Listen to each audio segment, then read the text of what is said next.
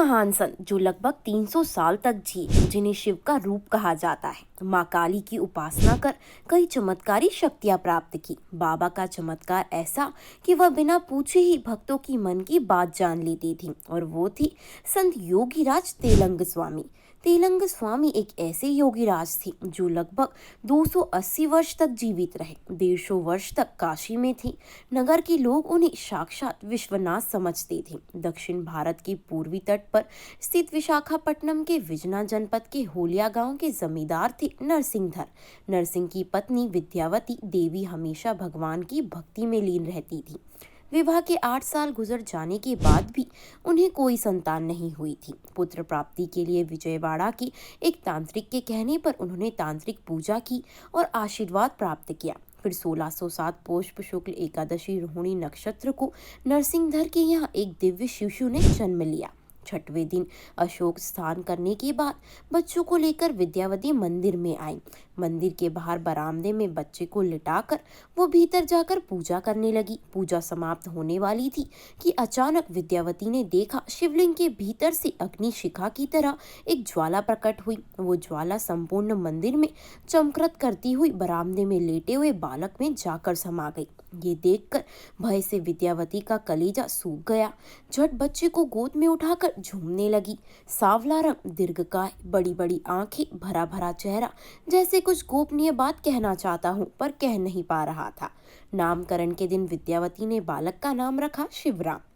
बाबा के मन में वैराग्य जाग गया था, लेकिन कई वर्षों तक बाबा अपने माता पिता के साथ रहे।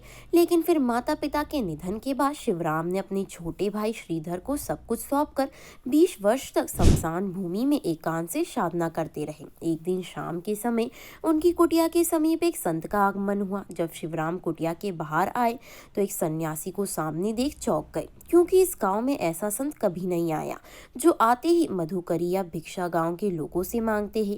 इस सुनसान शमशान भूमि में आज तक कोई नहीं आया। तभी संत ने कहा, बेटा रात भर के लिए क्या कुटिया में स्थान दोगी? सन्यासी को गृहस्थों तो किया नहीं, सन्यासियों को गृहस्थों के यहाँ नहीं रहना चाहिए, इसलिए तुम्हारे पास आया हूँ। और इसी दिन से शिवराम को अपने गुरु मिल गई। भागीरथ स्वामी ने सन 1685 ईस्वी में एक दिन शिवराम को दीक्षा देकर बीज मंत्र दिया।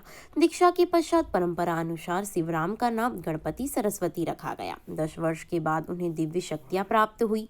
तेलंग स्वामी ने कई बार अपने चमत्कार दिखाए थे। कई बार जहर पीने के बाद भी वे जीवित रहे। कई बार गंगा के ऊपर बैठे रहते तो कभी कई कई दिनों के लिए गंगा नदी के अंदर रहते। वह गर्मी के दिनों में भी कई समय की कड़ी धूप में मणिकर्णिका घाट की गर्म शिलाओं पर बैठे रहते थे।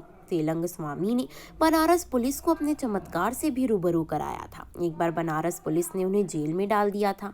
जिस कोठरी में पुलिस बंद कर रखा था, वहां से स्वामी बार बार छत पर पहुंच जाया करते थे। हताश होकर पुलिस अधिकारियों ने कोठरी के सामने पहरा भी दिया था, किंतु हर बार स्वामी छत पर टहलते दिखाई पड़ती थी। तेलंग स्वामी एक सिद्ध योगी थे। उनमें हर तरह की बड़ी बड़ी शक्तियां थी, पर उन्होंने उनके द्वारा सिवाय लोगों के अपकार कभी नहीं किया और अपने साथ शत्रु भाव रखने वालों को भी कभी किसी प्रकार की हानि नहीं पहुंचाई। इससे यही प्रकट होता है कि वे केवल योगी ही नहीं वरन एक सच्चे संत और साधु भी थे। अपनी मृत्यु का समय आने पर उन्होंने अपने सब शिष्यों और भक्तों को एक दिन पहले ही उसकी सूचना दे दी थी और 280 वर्ष तक जीने के बाद उन्होंने अपना शरीर त्याग दिया था।